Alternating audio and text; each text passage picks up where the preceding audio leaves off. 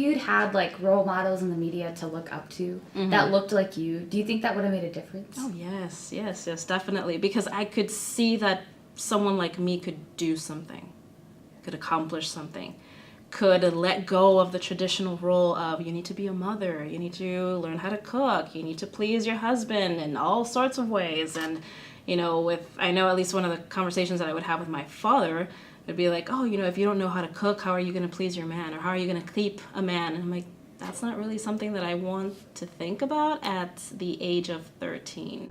When I was a kid, there was no racial, cultural diversity in comics at all. Everyone was a generic white guy. I mean, literally every single character that you would see in a comic book was Bruce Wayne or Hal Jordan, or even an alien like Superman was a generic white guy. There were almost no female superheroes in comics. There was Wonder Woman, and that's about it.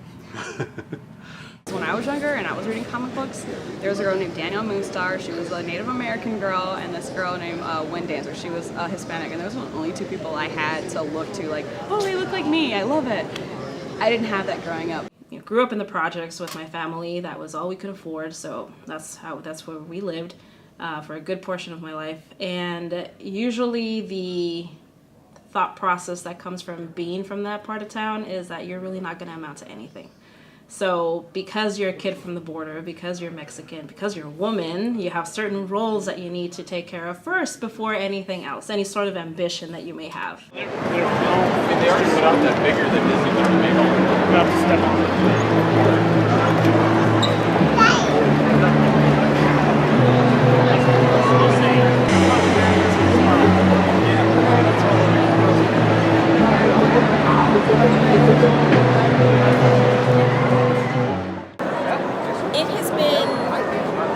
It continues to be a challenge. It's gotten better in the industry with as far as roles, but I get a chance to see the breakdowns, which are a list of acting opportunities that come out every single day, and I can probably count on one hand how many specifically say African American. A lot of the time when we're going out on roles, it will say open ethnicity, so therefore we're competing against everybody, but then you'll see all these categories that just say Caucasian.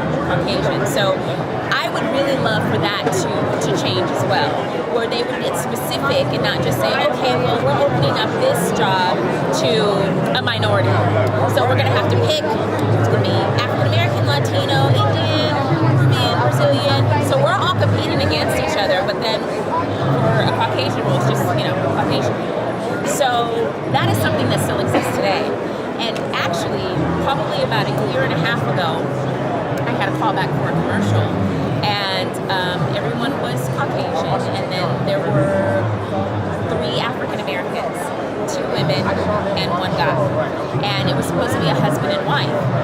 And so there was only 1 guy that I could go in with because they literally told me this, and this was 2 years ago. I had a better chance of getting this commercial if I went in with the African American guy as opposed to the white guy. So it still exists today. It's a two-sided coin because on one hand you see they're trying to incorporate more diversity, but I think it's some of it feels forced because when you turn the camera around, you got to ask yourself, well, how many of those types of people even work at that studio? So the real way to get diversity in comics or any genre is you need to hire more diversity. If you start hiring it, there creates more. You don't have to force it. Well, we'll throw a woman in there just to make sure we get women. We'll throw an African American character in there just to get that in there, you know? I actually took a class when I was an undergrad called Minorities in the Media, and that kind of opened my eyes because a lot of the time I didn't necessarily grow up with that critical eye. I didn't think much of it when I would see Danny Trejo be, you know, the ultimate badass or the ultimate cholo or whatever, and I never really gave it a second thought until I took that class and I started to become a bit more critical about what I saw. So I can definitely say within my 31 years in this planet that it's changed for the better. We don't necessarily see as many stereotypical representations, though they still exist. But more and more, we're starting to see more realistic representations of minorities. And I'll speak for my own background, which is Mexican American. I've often seen now better representation of that particular population. And then you kind of want to mix in also Hispanic/Latino, which is usually also another aspect in which we're grouped in, all of which are very different, but we're still lumped into these two very descriptive and very static kind of categories.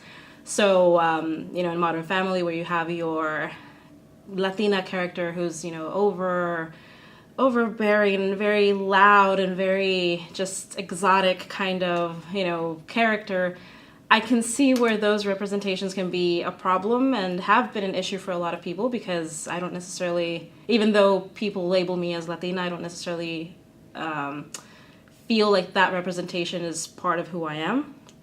So that's the danger of lumping a lot of people into just a couple of categories. My background is Filipino. That's the background of my daughters as well. And I really wanted to, inspired by them, create a strong character who happens to be female, who happens to be Asian, and really just show them that that kind of thing can exist and can be popular. The comic world has been trying for about 20-25 years to amp up cultural diversity in comics. They've done a pretty great job of it. There are now hundreds of characters who are from all over the world. We have characters from India, from the Middle East. We have lots of African American superheroes now, whereas when I was a kid, there was none.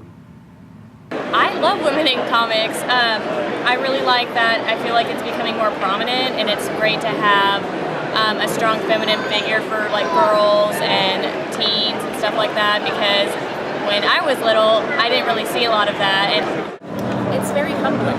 It's very humbling when someone comes to my table and they say that they looked up to me as a child and that I changed their life and that I taught them things that they didn't know existed, because I really didn't know that Power Rangers would do that.